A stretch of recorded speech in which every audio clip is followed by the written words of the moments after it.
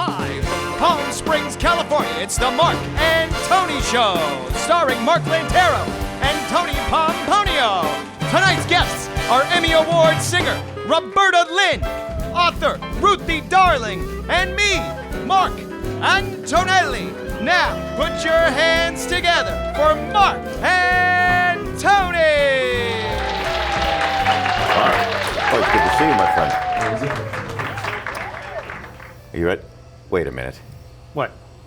What do you got? Eye makeup on? Sit up. Wait here. Have What a is seat. that? You gonna explain that to me? I'm going to explain it to you. All right, I want to Okay. hear this story. Busted.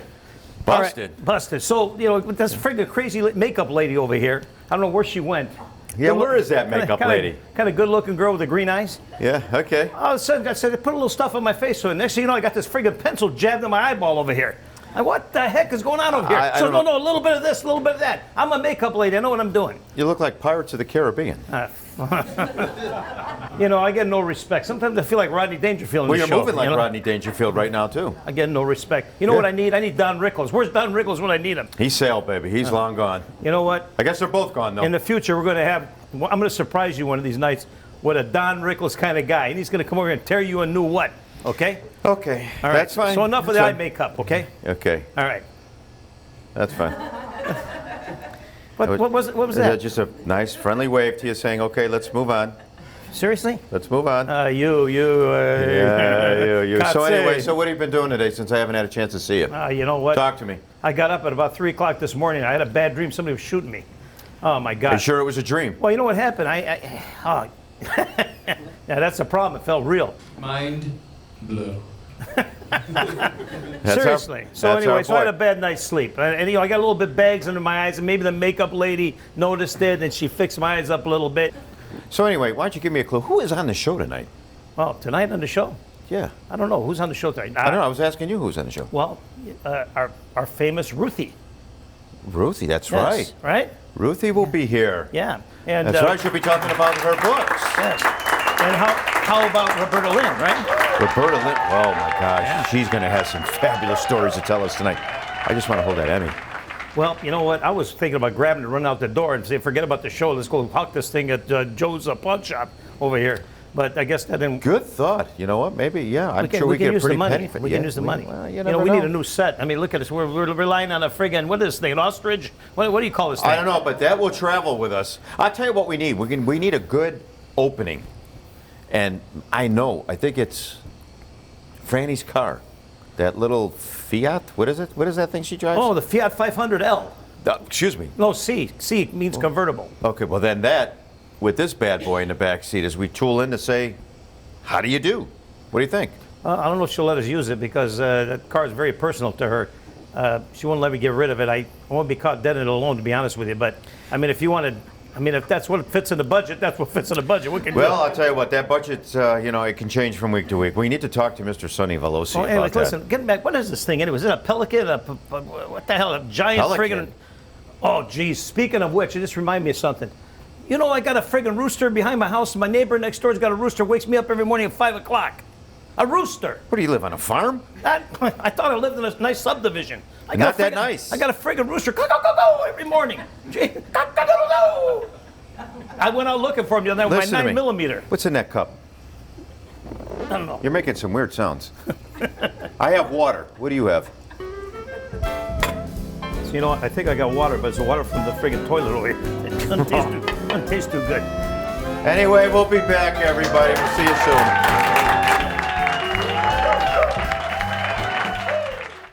That's Joey DeFonso, a.k.a. Mark Murphy.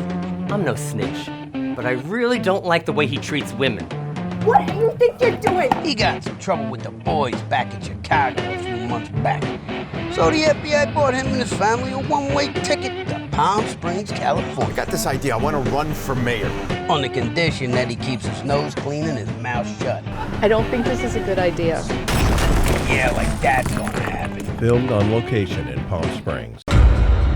G. Aries Visions, visuals from concept to completion, specializing in distinctive logos, identities, and branding. From business cards to banners to billboards, G. Aries Visions is your best graphics solution. Hey, welcome back, everybody. And thanks for coming to the Mark and Tony Show. Our first guest this evening, a very interesting lady, Tony. Yes. Pay attention to this because she's kind of like a teacher type of thing here. Miss Ruthie Darling, everybody. Give it up. Thank you. There you go. There it is. First of all, before we do anything, I want to thank you guys. For? This is for having me on. Well, we thank you for showing up. And I want to thank Sonny for making this, all of you making this possible, because you said before, there is so much talent out here. It's just mind-boggling. And I really feel honored to be included in this. Well, you know what? We're honored to have you. I know you're coming with a lot of books. First of all, though, before we get into it, I want you to tell this audience, I know we've talked before, tell us how you got that name. I was looking for a name that appealed to children. To make a long story short, I thought of the Peter Pan story and the Darlings. And I tried it out on the kids for a few years, and everybody loved it. And coincidentally, I found out from a friend when I was visiting in Milwaukee, which is where I grew up. My mother used to call me Ruthie Darling. I'll be darned. So this has just evolved. Stuck. Yeah? Yeah, Well, very, very good. and I like it. And it's a beautiful name. Thank you. All right, so tell us, let's hit these books. My first one. The whole story started out at the Children's Discovery Museum, and I would try things out. And I said, you know, that is about nothing, and nothing is in everything. It starts out with, there's a hole in my donut, and soon it won't be here, because when I eat my donut up, the hole will disappear. That started me. So this is the first book. That is the first book. Ruthie, how many pages is in a book like this? How long would it take to The read? standard format is 32. 32 pages. It's, Average age for... you know, I'm glad you asked me that. Okay. I started out writing ages 2 to 7, but there's no age on the book. And what's happened is it has gone, Gary's heard me say this, it's gone from newborns to 100, because these are concepts that are universal and involve everyone, every community. I've had mathematicians buy that book. Really? Because of the concept of nothing. Well, let me open this book a minute here. Actually, Let's Ruthie, take a I was look. going to suggest that maybe he start reading. It's good bedtime reading. It might be good. Yeah, he's got a little sleep problem. So. Yes.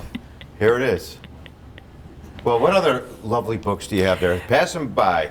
Here we go. Miranda. Folks. She's bored. She leaves the zoo. Now, she ends up returning. Pandas are... Can I see the book? Pandas are not... They're very sociable. And they're not nice. You don't want to get near them. You don't want to get near their claws. And what happens is she ends up returning. The concept behind it is, and you've heard this before, people look elsewhere when everything they need is in front of them. What's bigger, what's better, what's faster, what's slower. And when she's entering the zoo, she's thinking to herself, nothing is new. And you know what? Sometimes that's the best of all worlds, is when everything is nice and steady and even. Less is more. Well, I got to tell you, you got a couple of winners. Keep them going. I'll tell you what, okay, pass it to Tony. Show it around, Tony. I don't even know how I got this. I said I wasn't writing any more stories. You have to understand, I have 75 stories on my hard drive. You know. And my issue is getting them illustrated. Zoe is 2. She wants to change what she looks like. She cannot move her stripes around. She can't erase them. So she decides to leave the zoo.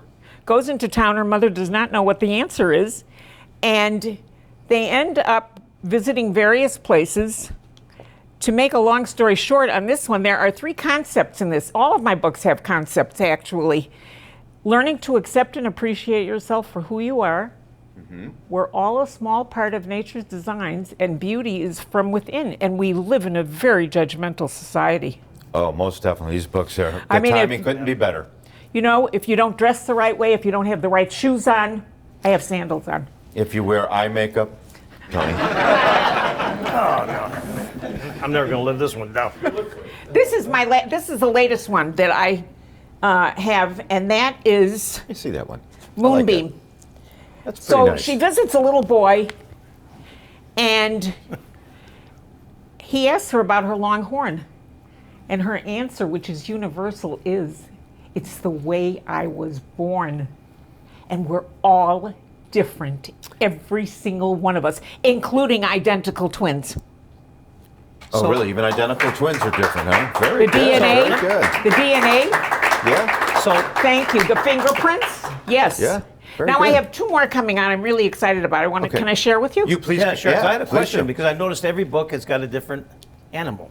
Okay. No, they're not all animals. Yeah, not all animals. Okay. Okay, now the next one is Yeah, I didn't see all of them. My Angel Watches Over Me. And it's about a little girl who gets an angel when she's born. So I try to switch off between boys and girls. Okay. And it's for, in this particular order, it is for the have-nots and the haves of the world, because the have-nots have got to take precedence. And the angel follows them, if you believe in angels, which obviously I do. I think a lot of people believe in angels. I think so too. I think more now. In well, these we times. need them in these times for I sure. think, I believe that. Most definitely. But the angel is not a girl or a boy, it's an it. Okay. And the reason for it is because when it ends with whether your angel's a he or a she, it's as perfect for you as mine is for me. I like that. I like that. Very, very good. Very I interesting. like these concepts you come up with. This is very You good. know what? You know something? They're all accidental. I don't even know how I ever even did this. But those are the best concepts when they're just pop into your mind. Well, then following that, because that's going to come out at the same time that Wonderful comes out. Wonderful, you know how you spell wonderful. My Wonderful is apostrophe O-N-E apostrophe D-E-R-F-U-L. A little girl has an ant farm. Her father comes along one day and says, "What are you doing here?" She's watching these ants marching to and fro in a very long row. Yeah. And you know what's going on today with climate change and everything. And she's telling him, she said, "Look at these ants working together as a whole unit." And if you've ever stopped to see this, and I haven't, but somebody told me about it, they can carry a branch. These little teeny ants. They know how to all work together. They know how to work together. Yep. And you know what? That's what this is about. We need to work together as a whole unit to make planet Earth a place that is better. Very, very well put, Ruthie. Ruthie. Are you sure you're not a politician on the side, Yeah, Ruthie? I was just thinking about I don't that. have thick enough skin. So in regards to that type of situation where the ants work together, have you ever thought of writing a book like that involves bees? Because they do the same thing, basically. They work Well, together you know what? on Jerry the queen bee. Seinfeld has one out. He had the movie out. Yeah. And my next one is the One Stop Adopt Shop. That's being worked on now. It's called the One Stop Adopt Shop, More Than a Cat and a Dog and a Frog on a Log. And it's about shelter animals. Wow. I tell you, you got a lot of things, no pun intended, buzzing up in your head. I do. I love it. You know boy. what? I've reinvented myself. You have. You have. Very Totally. good. I mean, I went from teaching school to selling Medicare supplements. So I went from serving olders to babies. But the babies, like I said, have evolved from newborn baby shower gifts to 100. I don't think she's alive anymore. But I got that far. I'll be Well, And when I said mathematicians, our teachers teaching negative space to their students, I mean, this is just, I was on Dan McGrath's show, on his radio show out right. here Yeah, we know while that. it was we going know on. him very well. And I had been on several times, and he used to say to me, "You know what? You could write a story about what has happened with the whole story because it's just taken on a life of its own." It sure has. Well, I have to tell you, Ruthie, it's always a pleasure to have you on the show. Oh, I love it. Your books are Very interesting. fantastic. We thank you as always. You're a pleasure to be with. Thank you. So, Thank you. please, everybody, stay tuned. I was going to have Ruthie sing a song, but Ruthie's did so well explaining her books. I'm going to have Tony sing a song. You know what? I'm ready. If you had me sing a song, they'd leave. Yeah, well, they will for Tony, too. Thank you, everybody. We'll be back. G-Aries Visions, visuals from concept to completion, specializing in distinctive logos, identities, and branding. From business cards to banners to billboards, G-Aries Visions is your best graphics solution. Welcome back, everybody. We thank everybody for showing up this evening for the Mark and Tony Show. Tonight, I am honored, pleasure. We have a very special guest tonight. Sitting to my left, Tony's right. Miss Roberta Linn. Give it up. Please give it up. Thank you. You know, Thank you. Thank you. Thank you. Oh, what a life I've had. I started in show business at 4 years old. My uncle was head of music at Warner Brothers. He did all of the big movies. He did 42nd Street. He wrote I Only Have Eyes for You, September in the Rain. He got me my first part in a movie. When I was 4 years old. I played the part of an angel. My mother said I was terribly miscast. I think you are an angel. as an angel. She was I probably think saving. she's an angel. I think she thought maybe you're saving it for later. I was trying. I was trying. I did about 20 movies. I did work with Shirley Temple and Curly Top. I found a whole box of things in my garage with magazine covers and stuff and so on. I didn't even remember that I did. When I won this, Ed Sullivan got me on the stage at the Hollywood Palladium. I have And to just hold it as she was talks. for the most outstanding female performer on television that year. Fantastic. I didn't I thought you were expect applauding for me. Oh, Marcus, that looks good on you. And it looks good on you too, darling. I certainly hope so. Anyway, my career started that way. I've never known anything else but show business, singing, performing. I get high working. I never have to do drugs. When I walk on stage, I get high. I love to entertain. I love to sing, and that's my whole life. Things have come to a standstill a little bit right now for me, and I'm hoping that I can get back singing. I hope so. I hope so. I had 3 major operations, and How are you doing with those? I'm anyway? doing great. Is everything okay? I'm doing great. Tummy, Okay. hip, heart. Wow. Wow. And she's here with But us I'm tonight, here. folks. I'm here tonight. So please applaud just for the fact that she wanted to make an appearance and say hello to Tony and myself. Roberta, you know, we got to hit on this because as a child, I used to sit there in our family's living room with mom and dad and watch the Lawrence Welk show. You got to tell us about the Lawrence Welk. I'll tell you how I got the job. I auditioned for his manager, and he said I was too young. Okay, and I came back on a trip and I ran into Sam Lutz, Gaby Lutzenheller, one of the best in Hollywood. And so he said, "What are you doing, kid?" And I said, "Well, I'm back. I'm looking for some work to help my mom out." And he said, "Lawrence Welk is auditioning girl singers." I said, "Who?" Who? Nobody Nobody knew Lawrence Welk on the West Coast. He was a Midwestern guy. Yeah. So he said, "Be at the Hollywood Palladium tonight at 7:30. Don't tell him you're 17. Tell him you're 20." Hollywood Palladium. The Hollywood Palladium. Think about that. Wow. That within itself. There were about 10 people on the dance floor and about 100 girl singers there. And they sang every song that I had. And now it's about 12:30.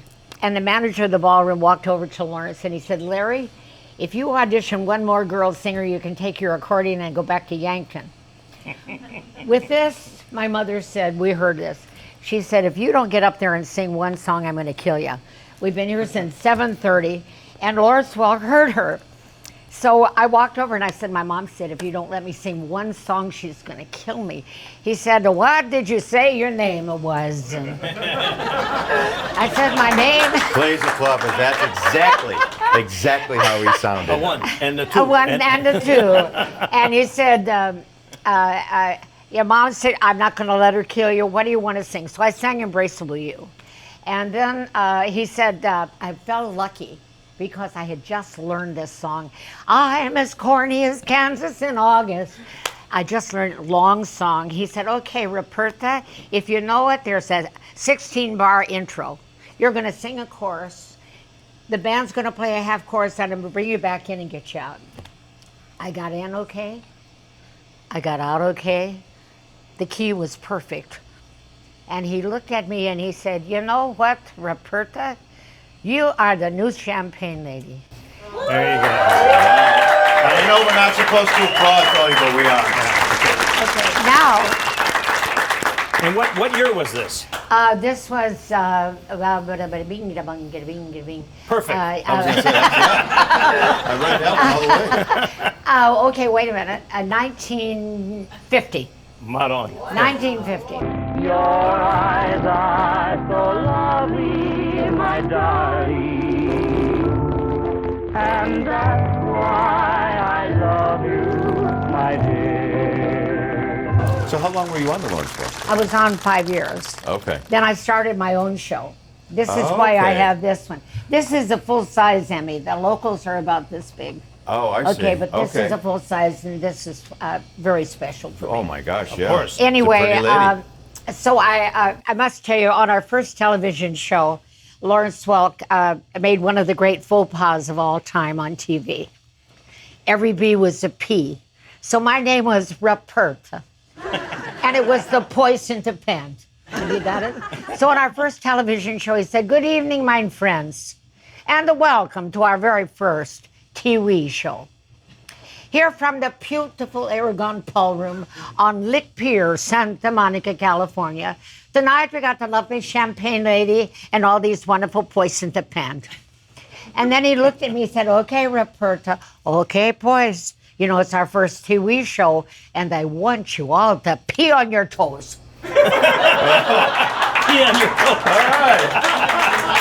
I bet you that got everybody's attention. The band was in shock. It was our first TV show, and I'll never. And he came to me afterwards in the dressing room, and he said, "Roberta, what did I say?"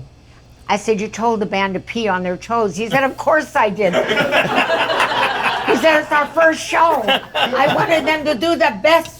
And I said, no, it didn't come out that way. I said, "You told them to pee on your toes." Variety magazine, and about the next issue, they had a headline: "Lawrence Welk started his first TV show." And after the band peed on their toes, the show got underway. True story. I was there. Can you imagine the censors in those days when he said that? They would have been blacked out. They would have just shut the show down What, for that a an while. Indian- That the would have Indian been it. thing, right? Yeah, the Indian thing would have been there for sure. The night I got when he told me I was a Champagne Lady was on a Thursday night. I did my first recording with Mitch Miller on Mercury Records on Sunday. Another famous person too, Mitch Miller. Very I mean, wonderful. Wow. And that was on Mercury Records. Yeah. And then we went on the road and we did 42 weeks of a one-nighters, averaged 300 miles a night, because we were doing the shows for Miller High Life Beer in a different city every week. So I was, I've got a little thing because of this surgery. And so but Larry Hooper was Miller High Life. I was High Life. Miller High Life, the champagne of bottle of beer. And you know, now I'm thirsty for a beer. and it was good beer. We came back, opened at the Aragon Ballroom, and they were doing the Harry Owens Royal Hawaiian show from there. And so all the equipment was there. And the guy that ran the station, somebody should do a very special thing on Klaus Landsberg. He's the guy that started 3 cameras. Oh, wow. He could read music. So whenever the band was doing an arrangement, he'd have the lead sheet here. So he knew when the trumpet player was playing the trumpet or when the girl singer was coming back in and so on. Smart, Klaus very Landsberg, smart. a great guy. Yeah, Great guy. very, very smart. And so he's the one that put Lawrence Welk on the show. And he gave us our first television show. And we went on at 11 o'clock on a Wednesday night. I'll be darned. Yeah, first sponsor was Laura Scudder potato chips and chicken of the sea tuna. Remember that well. Unbelievable. And then I introduced Buy Your Chevrolet at Central Chevrolet. So you were part of that? I introduced that song. That was before Dinah Shore, you know. Wow. There's a little history class here today, people. Yes, anyway, there's a lot to talk about. I am now in the end of my life and career. I couldn't say that I was happier that I've been there to entertain. I loved entertaining you people. I hope you enjoyed my shows. I hope I can do some more. I'm trying to get. You're a positive thinker. Listen, everybody, we'll be back. A very special thanks to Roberta. Thank you. Thank you, Roberta. Thank you. That's Joey DeFonso, a.k.a. Mark Murphy. I'm no snitch, but I really don't like the way he treats women. What do you think you're doing? He got in some trouble with the boys back in Chicago a few months back. So the FBI bought him and his family a one-way ticket to Palm Springs, California. I got this idea. I want to run for mayor. On the condition that he keeps his nose clean and his mouth shut. I don't think this is a good idea. Yeah, like that's gonna happen. Filmed on location in Palm Springs. Welcome back, everybody. We thank you one and all for coming to the Mark and Tony Show. And of course, our musical specialist here, Mr. Mark. Thank you. It's a pleasure to be here. Antonelli. That's it. He's got it. He got it right. Antonelli. I just say Mark Antonelli. I don't know why you get so fancy with it. Just Mark Antonelli. Antonelli. You say it your way? Tomato or tomato? What is it? It's tomato-ado. Let's get back to that makeup.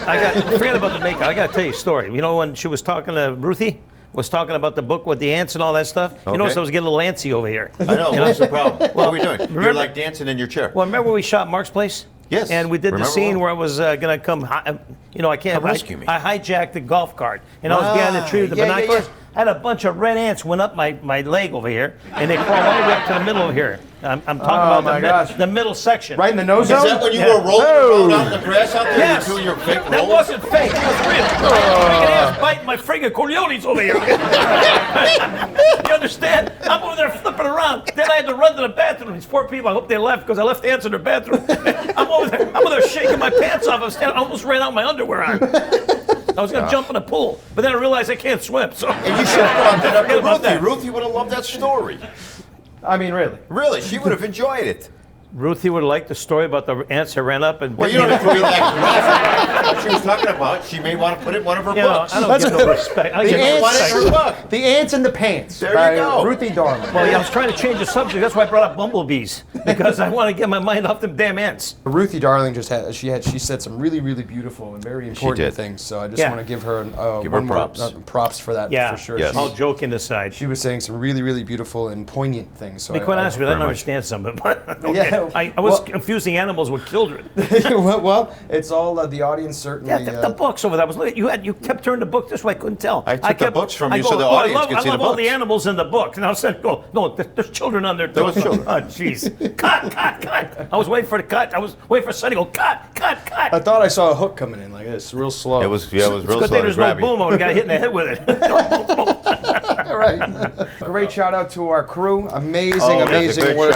Really just keeping us all focused and keeping us all awake because it is a little late right now. I know it's the bewitching hour. I know they roll up this town at 9 o'clock. But literally, you know what? my watch just said bedtime. So it is kind of closing in because we are an evening show, aren't we? Yeah, or a day show. What are we? You know what? I got to get home and I got to watch some episodes of Dallas. That's it. All right. Is that where we got the new set from? Because you wanted to do the three chairs versus the Johnny Carson with the desk I saw and J.R. Ewing and his wife. They were on a show with some Jack Parr or whoever it was in those days. Okay. And I'll tell you what, I go perfect setting. Enough. Listen, next week we'll be back. So see you later.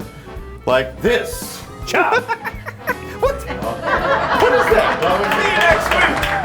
See you next week. What the hell is wrong with you? You can't even get one freaking line right.